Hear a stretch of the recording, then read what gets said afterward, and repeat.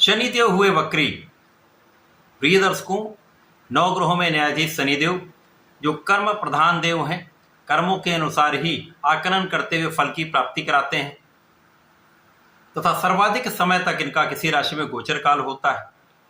2.5 वर्ष इनका किसी राशि में गोचर काल है। इसी प्रकार से इनका प्रत्येक परिवर्तन अत्यंत महत्वपूर्ण हो जाता है, क्योंकि 12 राशियों में से अधिकतम राशियों पर इनका प्रत्यक्ष प्रभाव होता है। 5 राशियां प्रत्यक्ष रूप से शनिदेव से प्रभावित रहती हैं तथा अन्य पर अप्रत्यक्ष प्रभाव होता है। इसीलिए शनिदेव का कोई भी परिवर्तन महापरिवर्तन होता है, विशेष महत्वपूर्ण होता है।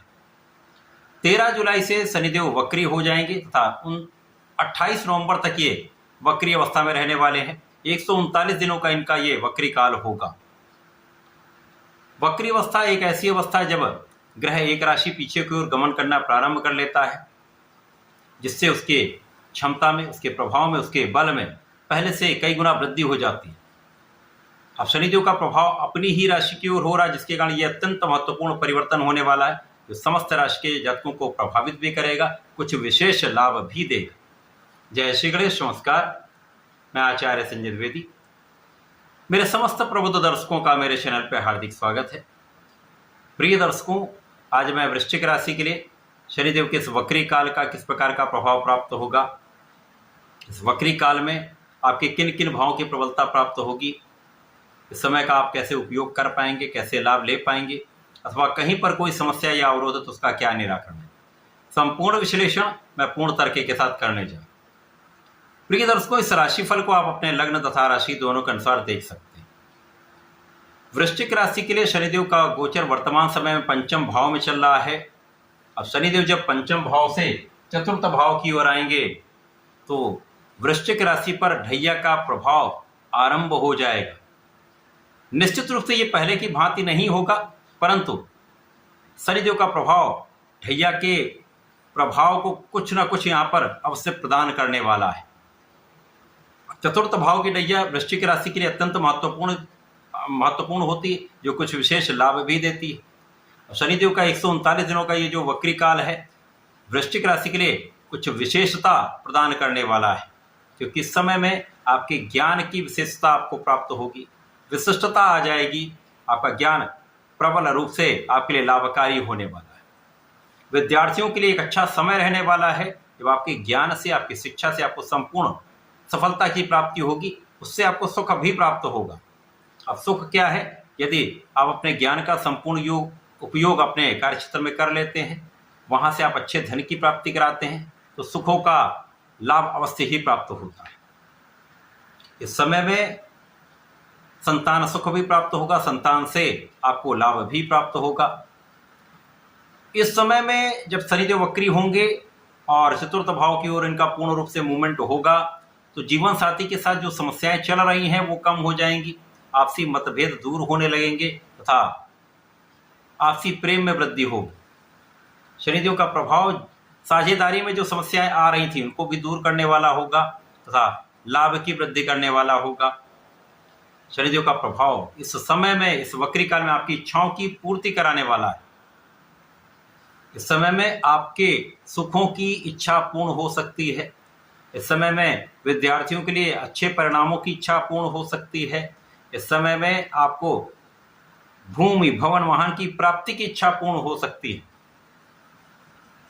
जो जातक राजनीति से संबंध रखते हैं उनको एक अच्छा प्रभाव प्राप्त होने वाला है। यद्यपि इस समय में कुछ संघर्ष भी बढ़ेगा, क्योंकि ढैया का प्रभाव आरंभ होगा तो कुछ संघर्ष होगा, लेकिन संघर्षों में आप संपूर्ण रूप से विजयी भी होने वाले हैं।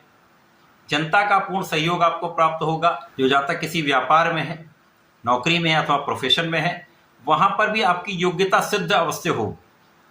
व्यापार में बड़ी मात्रा में धन के इन्वेस्टमेंट से बचें। यदि करना ही है तो बहुत विचार करके आप काम करें। नौकरी में कुछ विपरीत परिस्थितियां बन सकती हैं, परंतु इन विपरीत परिस्थितियों में भी आप अपनी योग्यता से आगे बढ़ते हुए सफलता की प्राप्ति करेंगे तथा विजयी निश्चित रूप से होने वाले हैं। यहाँ पर जो जातक अपने प्रोफेशन में है, उस प्रोफेशन में आपको नए अवसर की प्राप्ति होगी, कुछ संघर्ष आपको अवश्य करना पड़ सकता है, कुछ पहले से अधिक परिश्रम आपको अवश्य करना पड़ सकता है। इसका ये अर्थ हुआ इस समय में जो वक्री काल है उसमें कुछ संघर्ष अवश्य होगा, लेकिन सफलता भी मिलेगी, क्योंकि शनिदेव का प्रभाव ही है। यदि आप किसी कार्य में कोई प्रयास कर रहे हैं, कोई परिश्रम कर रहे हैं, तो उसका परिणाम भी अच्छा ही प्राप्त होता है।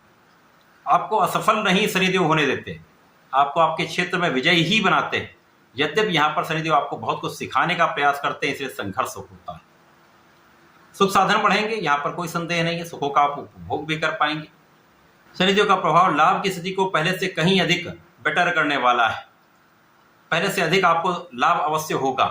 धन की स्थिति पहले से अधिक होने वाली, धन बड़ी मात्रा में प्राप्त होगा, यहाँ पर कोई संदेह नहीं। धन की स्थिति बहुत अच्छी रहने में, तो धन का आगमन होगा, लाभ भी प्राप्त होगा, संघर्ष भी होगा, आपकी योग्यता भी सिद्ध होगी। तो सफलता की प्राप्ति जो होती है वो आपके लिए अत्यंत महत्वपूर्ण हो जाती है। परिवार का सहयोग मिलेगा, पारिवारिक भाव से आपको सुख प्राप्त होगा, परिवार में वृद्धि का भी योग है। इस समय में शनिदेव का जो प्रभाव है वो आपके ऋण को कुछ बढ़ा सकता है, तो यहाँ पर सोच विचार कर ऋण लें। इसी प्रकार से इस समय में आपके विरोधियों का, आपकी आलोचना करने वालों लोगों का पराभव निश्चित होगा। कुछ छोटी मोटी समस्याएं, कुछ शारीरिक कष्ट हो सकता है, एक्जर्शन हो सकता है, थकान की समस्या हो सकती है। यहाँ आपको अपने स्वास्थ्य का ध्यान रखना चाहिए। अपने स्वास्थ्य को बनाए रखने के लिए आपको अच्छा भोजन लेना चाहिए, सात्विक विचार रखने चाहिए तथा व्यायाम प्राणायाम करना चाहिए। यदि इस समय में आप ऐसा करते हैं तो इस समय का समुचित उपयोग कर पाएंगे और इस वक्री काल का सही मात्रा में आप लाभ ले पाएंगे। शनिदेव का प्रभाव चूंकि आपके पंचम भाव में है, यहाँ पर आपका विवेक निश्चित रूप से जागृत रहने वाला है। आपके डिसीजन अच्छे रहने वाले हैं। हो सकता है कि उस डिसीजन का लाभ अति शीघ्र ना प्राप्त हो, लेकिन ये लंबे समय तक आपको लाभ देने वाला डिसीजन रहने वाला है। तो ये समय आपके लिए अनुकूल है। इस समय में आपको नियमित रूप से भगवान शंकर मोचन की शरण में रहकर ओम हम हनुमते नमः का 27 बार जप करना चाहिए। यदि हो सके तो माह में एक बार, प्रत्येक शनिवार को एक बार सुंदरकांड का पाठ अवश्य कर लिया करें। यह आपके लिए अत्यंत अनुकूल भी होगा, विशेष लाभ देगा। तो ऐसा करके इसका लाभ लें। धन्यवाद, नमस्कार।